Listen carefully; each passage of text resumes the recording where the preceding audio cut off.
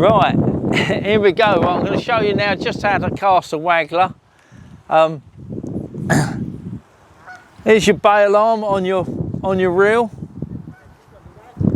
Now you're going to pull that bail arm over and hold that line with your finger, okay? So that line won't just fall off on its own, like it just has, okay? Now, here's your waggler, and I've shown you before in the other videos that you put most of your weight around the waggler there. All your weight around the waggler. All you need is a little bit of shot down the line.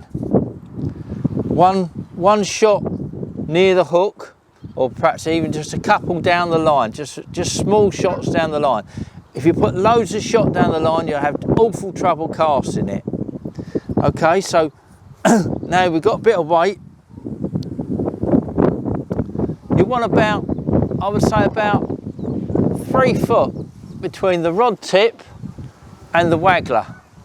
Okay, now we'll take that bail arm off. I'm going to hold that line with a finger, and I'm going to then put my finger and hold that line with the rod like that. Okay, you can hold it on the reel if you prefer it, but I normally hold it on the rod. That's normally easier. So now take the other hand.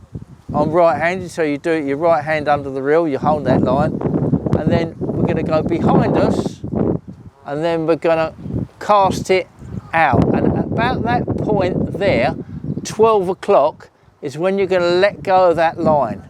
Okay, so here we go, out there, cast it out. Okay, so there's your float out there. Now I'm going to reel it in, the bail arm comes over, we're going to reel it in again. Now I'm going to show you again in a faster motion. Bail arm over, line on there, back, cast. Okay, so there's your line out there.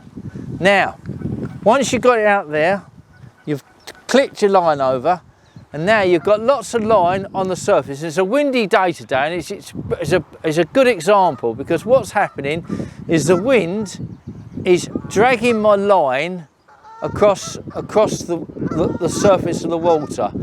And if I leave that line laying on the top of the water, eventually it's going to start pulling the float under, because it's the float's bottom attachment, and it pulls the float under, so it gives you a false reading. What you need to do is get that line under the water so the wind can't touch it. So I'm going to put my rod under the water. I'll put my rod under the water there by about 6 inches or so, and reel back really quickly. And you'll see that the line has actually gone under the water now, so that the wind isn't catching it. And if you actually fish with your rod tip under the water, you'll find that your float will stay still, and you don't want your float dragging all over the place.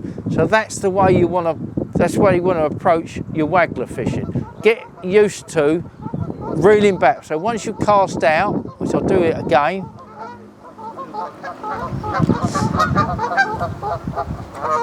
cast out, rod in the water, just that's it.